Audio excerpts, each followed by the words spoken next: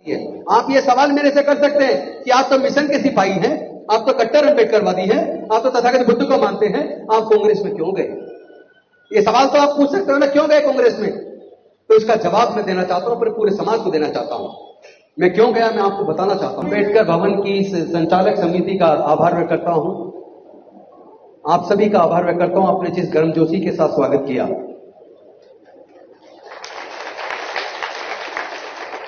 ये स्वागत मुझे और ज्यादा जिम्मेदारी का एहसास दिलाता है। ये मुझे एहसास दिलाता है कि कितनी महत्वपूर्ण जिम्मेदारी मेरे कंधों पर है। आप ये सवाल मेरे से कर सकते हैं कि आप तो मिशन के सिपाही हैं, आप तो कट्टर अम्बेडकरवादी हैं, आप तो तथागत बुद्ध को मानते हैं, आप कांग्रेस में क्यों गए? ये सवाल तो आप पूछ सकते हो ना, क्यों गए कांग्रेस में? तो इसका जवाब मैं देना चाहता हूं, पर पूरे समाज को देना चाहता हूं। मैं क्यों गया, मैं आपको बताना चाहता हूं। आप जितनी अब तक सरकारें रही हैं, आजादी से लेकर आज तक की सारी सरकारों का डाटा निकाल के देख लो, सारी सरकारों का, और चेक करो किस किस सरकार ने इस देश के दलितों, पिछड़ों, आदिवासियों को कुछ दिया और किस किस सरकार ने दलितों, पिछड़ों, आदिवासियों का हक छीन लिया। तब आपको पता लगेगा अंतर। ऐसे ही हवा में बात करने से काम नहीं चलेगा। आप इसका पूरा डाटा चेक करो। पहले आपको पता होगा बैंक प्राइवेट होते थे, इंश्योरेंस कंपनियां प्राइवेट होती थी, लेकिन श्रीमती इंदिरा गांधी जी जो पूर्व प्रधानमंत्री थी, उन्होंने बैंकों का, इंश्योरेंस कंपनियों का राष्ट्रीयकरण करके प्राइवेट हाथों से छीनकर सरकारी हाथों में लिया। और जब बैंकों का और इंश्योरेंस कंपनियों का राष्ट्रीयकरण हुआ तो हमारे लाखों लोग बैंकों में और इंश्योरेंस कंपनी में कर्मचारी बने, अधिकारी बने। तो वो रास्ता किसने खोला? इंदिरा जी ने। याद करो 20 सूत्री कार्यक्रम। 20 सूत्री कार्यक्रम में खेत की जमीन के पट्टे, रहने के लिए प्लॉटों के पट्टे किसने दिए? इंदिरा जी ने। जितनी झुग्गी होती थी, झुग्गी की जगह क्लस्टर बनाए गए, जे क्लस्टर, लोगों को लाखों मकान दिए, किसने दिए? वो भी कांग्रेस के टाइम पर।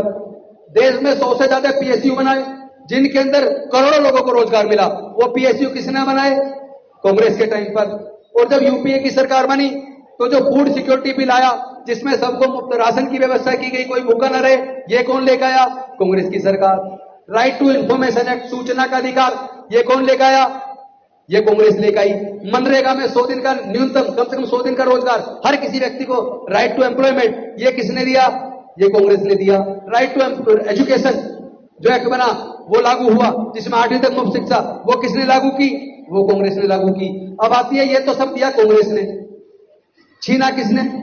पहली बार जब अटल बिहारी वाजपेयी प्रधानमंत्री थे भारत के, बीजेपी की सरकार थी, पहली बार एक नया मंत्रालय बना, उसका नाम था डिसइन्वेस्टमेंट मिनिस्ट्री। यानी कि देश के संसाधनों को बेचने के लिए जो पीएसयू हैं, पब्लिक सेक्टर अंडरटेकिंग है, उनको बेचना है, उनको बेचने के लिए एक मंत्री बनाया गया। वो मंत्री थे अरुण शौरी। ये मैं आपको याद दिला रहा हूं कि कौन सी सरकार में डिसइन्वेस्टमेंट मिनिस्ट्री बनी, जब भारत सरकार के उपक्रमों को एक एक करके बेच दिया। इतने सारे उपक्रम बिक गए।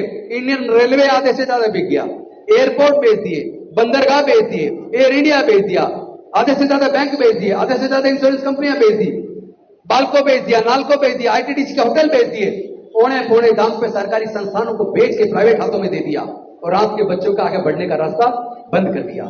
इससे भी बड़ी समस्या यह है, जब कांग्रेस की सरकार थी इतना वजीफा मिल जाता था कि वजीफे के पैसे से हमारे लोग पढ़ लेते थे।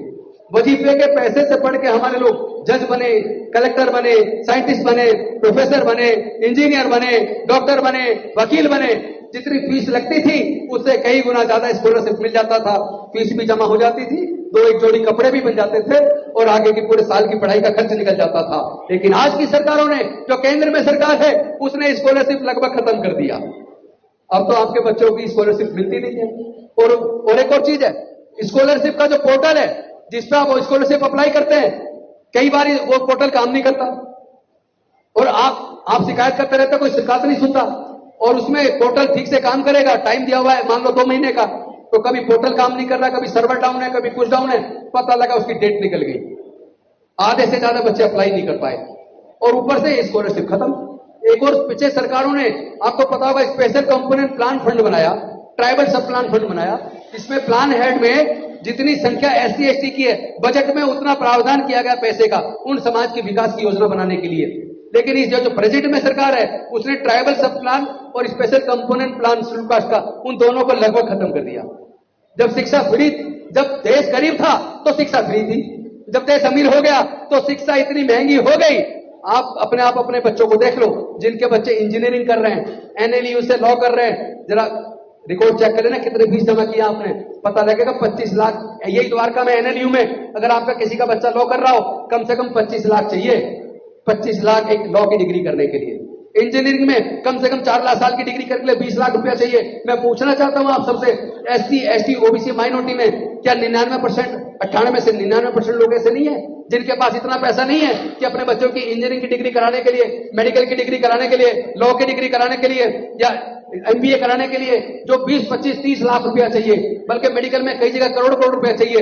क्या इतना पैसा खर्च कर सकते हो आप? कितने लोग हैं जो अपने बच्चों की 20-25 लाख खर्च करके पढ़ाई करवा दें?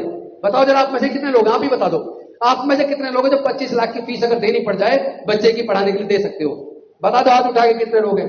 इसका मतलब ये हुआ, पहले इंजीनियर फ्री में बन गए, वकील फ्री में बन गए, डॉक्टर फ्री में बन गए, स्कॉलरशिप के पैसे से बन गए, लेकिन आज इतना पैसा नहीं है कि आप भी अपने बच्चों को पढ़ा पाओ। पहले हर बस्ती में 1-2 सरकारी नौकर मिल जाता था। हर साल हर बस्ती में से 10-20 बच्चों की सरकारी नौकरी लगा करती थी। आज देश के पीएसयू सारे बेच दिए, आज आपके बच्चों को सरकारी नौकरी नहीं मिल रही है। आप खुद अपनी बस्ती में देख लो, जहां आप रहते हो उस कॉलोनी में देख लो, कितने बच्चों की सरकारी नौकरी मिल रही है।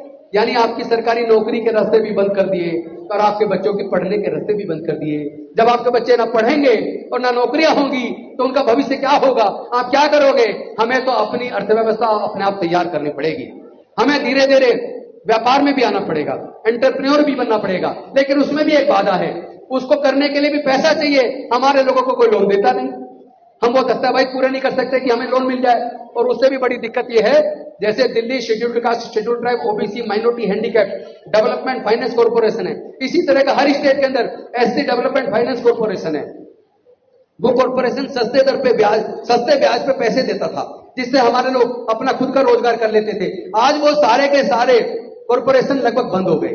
सरकारें पैसे ही नहीं दे रही, कॉर्पोरेशन पे पैसा नहीं है। इसका मतलब आप अगर अपना कोई रोजगार शुरू करना चाहो, एंटरप्रेन्योर बनना चाहो, छोटा मोटा धंधा शुरू करना चाहो, तो वो जो सरकारी कॉर्पोरेशन जो पैसे दे देती थी सस्ते दर पे ब्याज पे, आज उसको सरकारें पैसे नहीं दे रही। सरकारें कह रही हमारे पास पैसा नहीं है।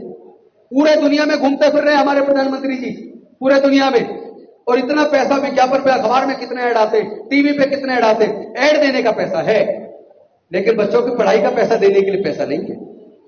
ऐड देने का पैसा है, आपको छोटा मोटा रोजगार करने के लिए ब्याज पे पैसे देने के लिए पैसा नहीं है। तो आपके बच्चों का भविष्य क्या का सोच लेना।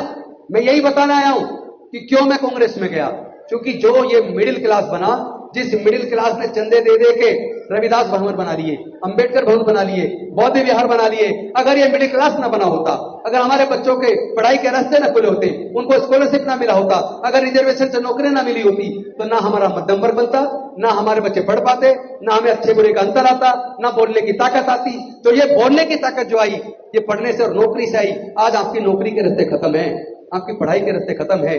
बेहद सीरियस समय है। ऐसे सीरियस समय में आप सोच के देखो कौन सी पार्टी है जिससे हमें जुड़ना चाहिए?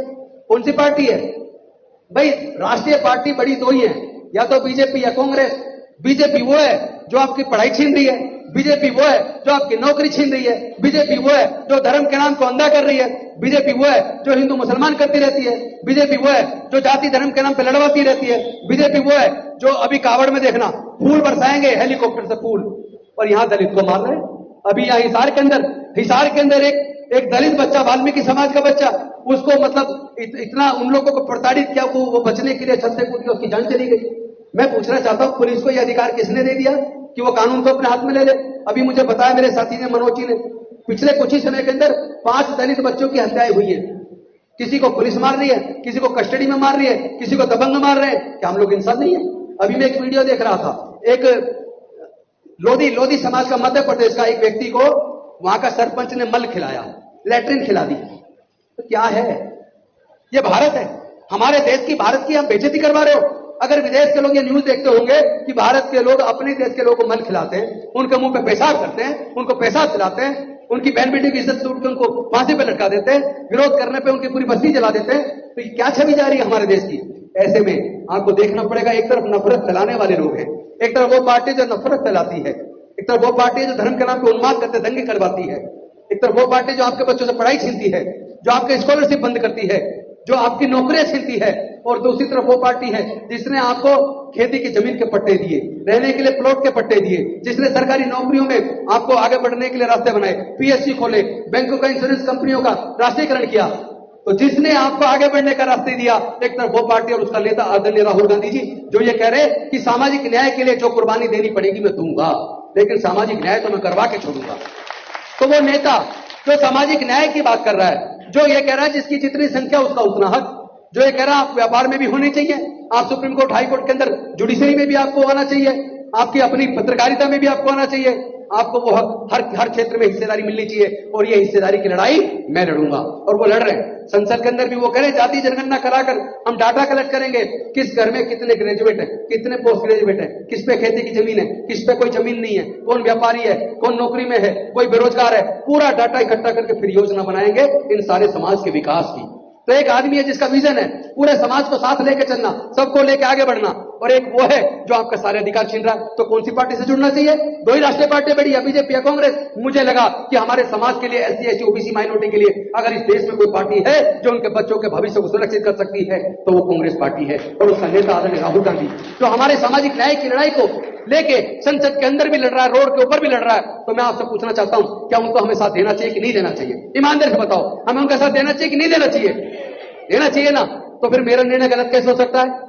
अगर मैंने कांग्रेस चुनी है, सोच समझ के चुनी है, कोई भावनाओं में बहके नहीं चुनी है, बहुत अच्छे से विचार करके अपने समाज के बुद्धिजीवियों के साथ बैठ के लंबी चर्चा के बाद अच्छा और बुरा सोच के जब लगा हमारे समाज का भविष्य अब केवल कांग्रेस में सुरक्षित है, तो हमने तय किया अब हम कांग्रेस में जाएंगे और सामाजिक न्याय की लड़ाई को आदरणीय राहुल गांधी जी के साथ कंधे से कंधा मिला के लड़ेंगे। और उस पार्टी का नेता, उस पार्टी का जो राष्ट्रीय अध्यक्ष वो हमारे अपने समाज के बुद्धिस्ट हैं, अम्बेडकरवादी है, आदरणीय मल्लिकार्जुन खड़गे जी।